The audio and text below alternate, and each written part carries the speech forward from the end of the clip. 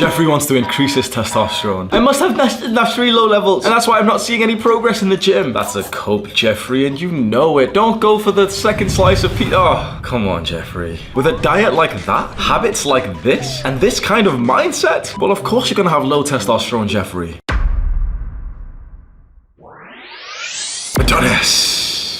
Adonis doesn't need fitness YouTuber juice. His nuts produce all the testosterone he needs naturally. All of the fitness YouTubers stare at Adonis and wonder how he does it. This is because Adonis has optimized his lifestyle for testosterone production. He gets good sleep, he eats clean, he lifts weights, he does all those things, but there are a special 3 proven ways that no one else does that has dramatically increased Adonis's testosterone levels. I'm not gonna waste your time in this video and tell you the same advice that everyone else is gonna tell you. Sleep, lift heavy weight. You've heard that advice 50 times. I'm not gonna waste your time. There's 3 other ways to improve your testosterone that you're probably not doing, that you've probably never heard of before, because most people don't actually speak about these. But these ways are actually more effective at improving your testosterone than anything else you've ever heard. What I'm about to tell you will improve your testosterone more than sleeping will. The testosterone reduction of poor sleep is about 15% every night. If you've got a testosterone of 500 nanograms per deciliter, it'll go down to around 430 with a bad night of sleep. I'm gonna show you something that will have double to triple that impact. And no one is speaking about this. We'll start with some words from Adonis on the importance of having high testosterone. Reaching the pinnacle of masculinity is a locked door. High testosterone levels are the key, yet most men never find this key. These 3 are actually very interesting, and I'm so excited to bring this to you. The first proven way to drastically increase your testosterone is to drastically decrease your cortisol. Cortisol is kind of like our stress hormone. So you know, we feel stress, and you've heard the term stress before, but there's a real scientific hormone thing inside of us that goes up when we're stressed. When that goes up, testosterone goes down. So what we need to do is we need to decrease cortisol, stress, which then will naturally increase our testosterone. The single greatest way that you can decrease cortisol is through regulating your breathing. Every other thing that you've seen, like supplements, antidepressants, therapy, anything that's for,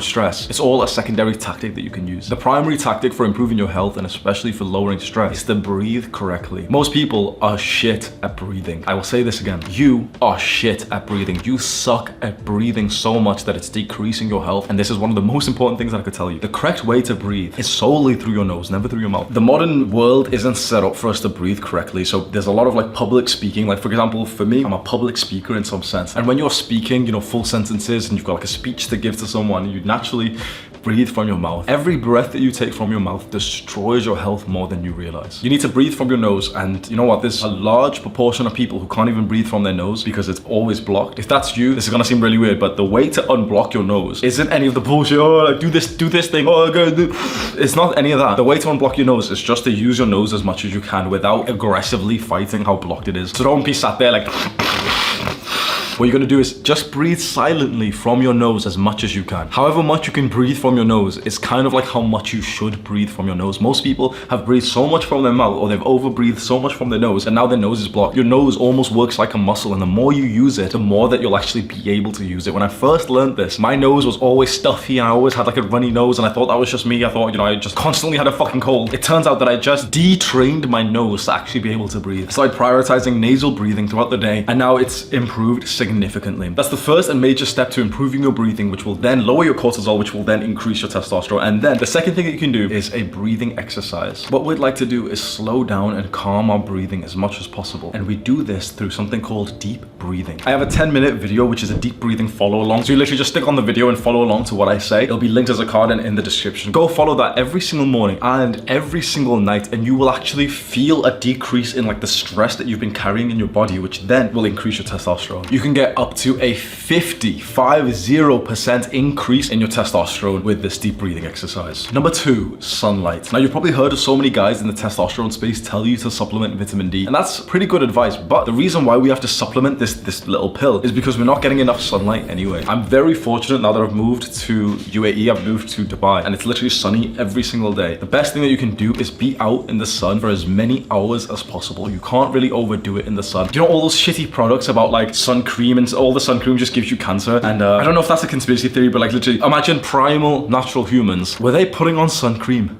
No. They were literally out in the sun every single day for most of the day. If you imagine our hunter-gatherer ancestors, the true like primal high testosterone humans, they were out in the sun all day, every day. They weren't wearing clothes. They had direct sunlight to their balls. And there was a recent study which was so interesting. Literally all they did was tell participants to go out into the sun 3 times a week for half an hour with just wearing shorts, right? So just wearing underwear. Just that, 3 times a week for half an hour of the sunlight. Not even like, you know, in a very hot country or anything, but just literally just going outside and just, you know, staying outside in daylight drastically increased not just testosterone, but romance. This study found that these people who did this literally became more romantic and sex obsessed. Why do you think that happened? You might think, wait, sunlight increases testosterone. That's what we think, isn't it? That's what the title of this video, it increases testosterone. No. Sunlight doesn't increase testosterone. A lack of sunlight kills it. You clicked on this video because you think you've got the symptoms of low testosterone. You've got little man boobs, your dick's kind of small, your balls are kind of small, you're not very masculine, you've got a high-pitched little voice, you're a little bitch. You clicked on this video because you're a little bitch. And you don't want to hear this advice, do you? You don't want to be told to go outside, do you? And yet one of the worst things that's actually happening to you is a lack of sunlight. If you're a total Jeffrey, you've already started complaining, haven't you? You've already started coping. But I'm in this country and there isn't much sun. Shut the fuck up. No. We don't cope around here. Coping is for Jeffreys. We try to maximize as much as we can do to improve ourselves. So if you started coping and you're like, oh, well, you know, in my country, it's not... No. Getting sunlight, getting daylight doesn't mean that the sun is right there shining directly at you. It means that you are outside in the middle of the day. Because if you can see outside, you know, if there's light outside, that means that there's sunlight. Most people don't understand this. Most people think sunlight is a direct sun shining right at you. That's not really true. Sunlight is what happens in most countries from 6, 7 a.m. to around 5, 6, 7 p.m. If you can see outside without the use of like street lights, it's daylight. So even if you live in the UK and it's like a grey day, you know, with clouds and there's a few guys there stabbing each other, you can still go out onto your garden or balcony at daytime, even though there's not direct sun. And still, even though it's a bit cold, literally just sit there shirtless for half an hour, go on your phone, read a book or something. And that will still increase your testosterone. Because if you don't do that, you will have a decrease to your testosterone levels. You right now, and me, and every other guy, we don't even know how much testosterone we're supposed to have because we spend all days indoors. And finally, we need to discuss the single biggest reported testosterone increase out of every study so far. There is one practice that has been shown to 400% your testosterone. That means a 4 times increase. That means if you have a 500 nanograms of testosterone, this practice has been reported to increase it up to 2,000. That is a steroid level increase. I'm surprised that this hasn't like taken over the internet with this study because some guys have spoke about this, but not enough. And what is it? It's semen retention. But not just semen retention, not just no fat. There's a very special way to do this that most people never even think of. That if you did it, and it's fucking hard, but if you could do it, you will get this like steroid level boost to your testosterone level. So first of all, semen retention and no fat are 2 different things. I'm not sure if you actually know the difference. No fat is not watching porn anymore, not jacking off, like, you know, not masturbating. Semen retention is specifically not ejaculating. So for example, I was on no fat age 17 to 22, 23, 24, right? I was on no fat, but I was still having sex. So I was on no fat, I wasn't masturbating, I wasn't watching porn, but I was still having sex, and with sex I was ejaculating, right? Sex and ejaculation are usually mixed together, aren't they? So you have sex, you know, you build up a little bit, 10 minutes, whatever, you edge a little bit, go down, you know, change positions, okay, we all know that, and then you bust a nut, right? That's normal, right? You've always seen this in porn. If you're old enough, you've had sex yourself, you know how this works, right? There was a study that showed that if you do semen retention, but not just normal semen retention, if you do semen retention whilst having sex, your testosterone can go up by 400%. What this means, essentially, you have sex, you don't nut. You have sex, you don't ejaculate. This has been shown to have a 400% increase in testosterone. Why? Really think about this. Why? The researchers couldn't prove this because, you know, they want to talk about sciencey shit. So they prove to us the science, right? They prove to us that, you know, with scientific terms, if a man and a woman have intercourse and the man stops preemptively before ejaculation, then his testosterone, you know, they've done the science shit, right? But they weren't able to explain why it skyrocketed his testosterone. And I'm so glad that I've got my sort of understanding of psychology, evolution, and the concept of like sort of caveman days. You know, I'm very aligned with like evolutionary shit, right? The reason why you will get the biggest improvement to your testosterone levels, similar to taking steroids, when you do semen retention whilst having sex, you have sex, but you don't nut and you stop before you ejaculate, is because something in your primal brain realizes that you were so close to achieving the point of life and you stopped. Your primal caveman alpha male brain